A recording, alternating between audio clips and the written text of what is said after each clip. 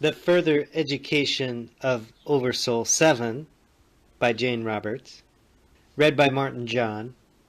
Chapter 21, Stage Fright and Preparations for Birth.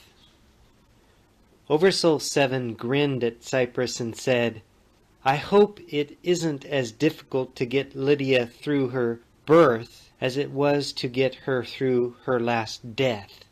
She wouldn't believe that she was dead for the longest time, in her terms, of course. Suppose she doesn't believe in her new birth as Tweety either."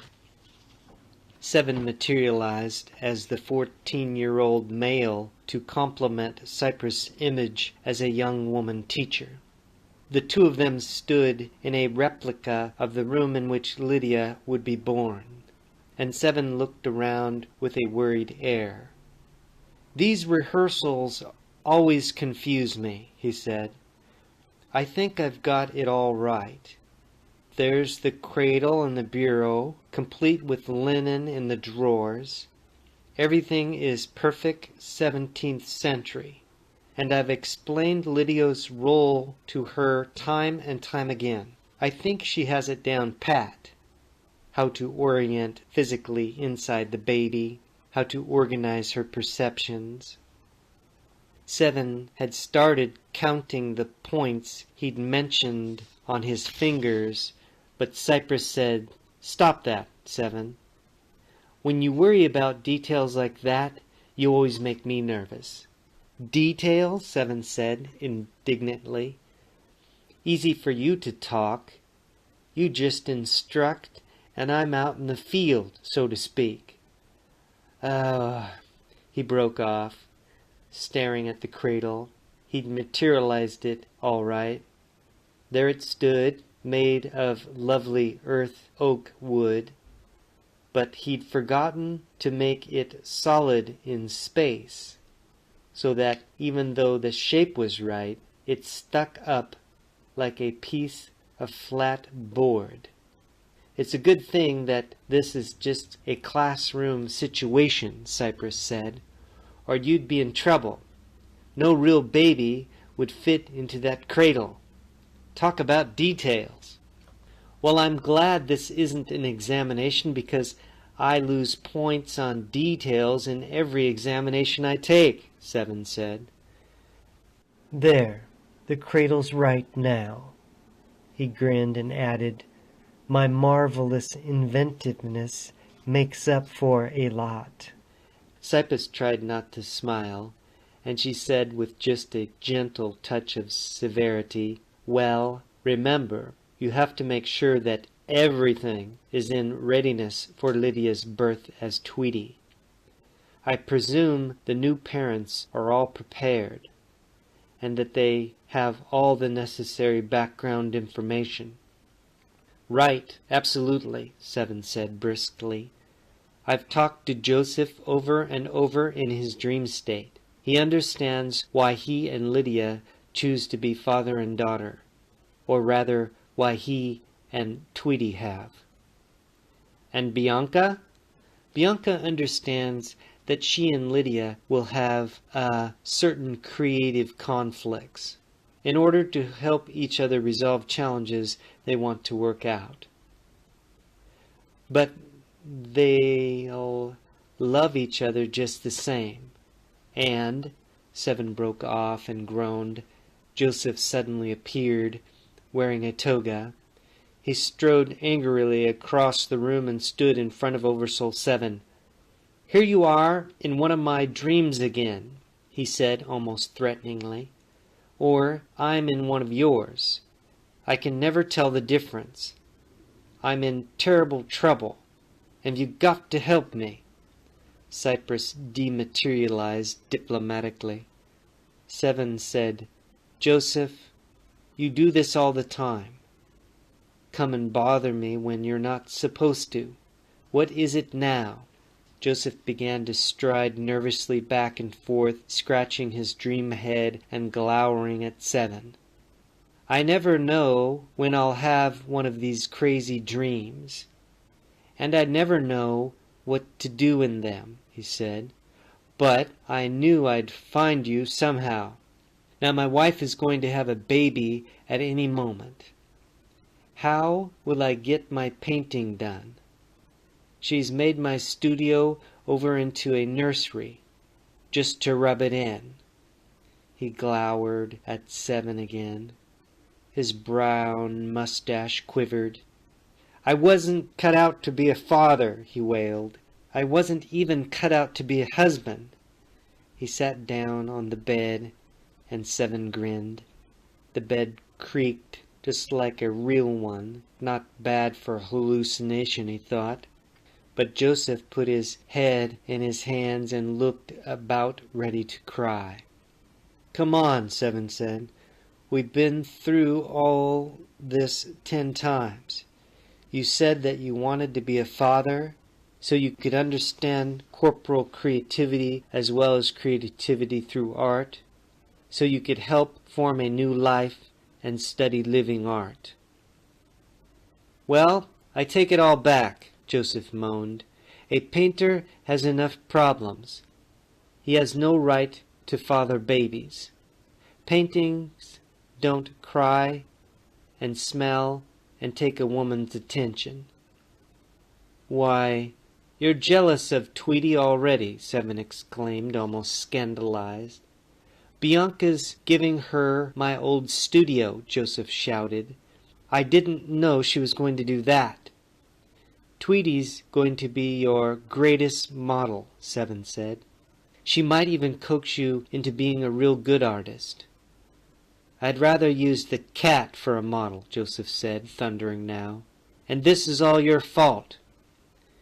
We OverSouls get blamed for everything, said 7, shrugging his 14-year-old shoulders. You told me that you wanted to be a father. You and Lydia met in the dream state and settled on each other as parent and child. Bianca went along for her own reasons, but it was all your idea. Joseph looked up craftily. Someone told me once that if a woman was shown a black cat, she'd lose her baby, he said. It isn't true. It's superstitious nonsense, 7 said quickly and emphatically. How do you know so much? Joseph asked. I keep forgetting who you are. I'm your soul, 7 cried, exasperated, and that's some job, let me tell you. 7 sighed and turned into the image of an old man, because it was always easier for him to handle Joseph that way. Oh, it's the old man I see in my dreams. Thank God, Joseph said with obvious relief.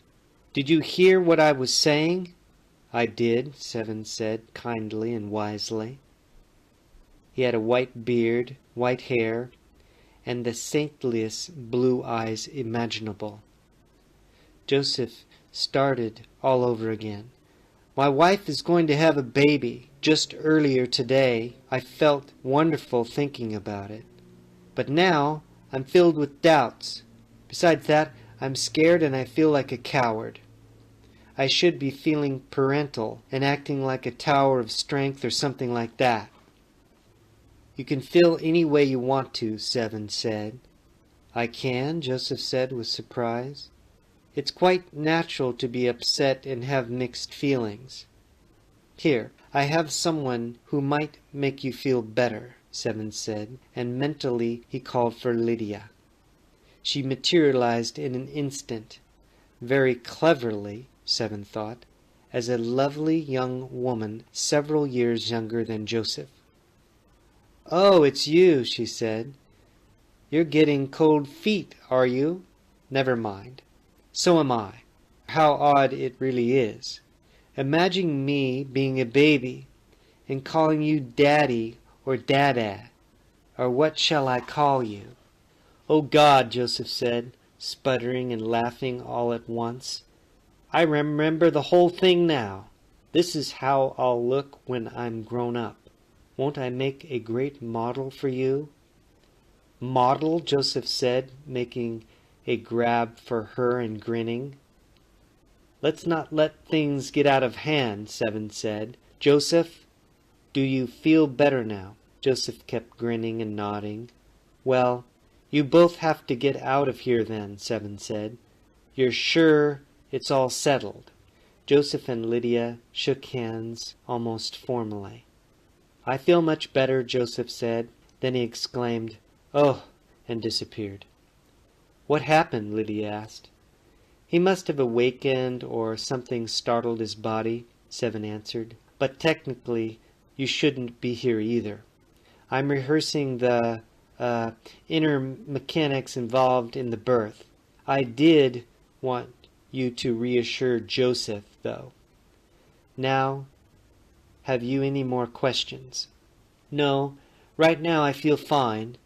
How I'll feel when I'm actually take up residence in a baby's body may be something else again, though. She grinned jauntily and said with a laugh, It can't be any more confusing than being old and senile.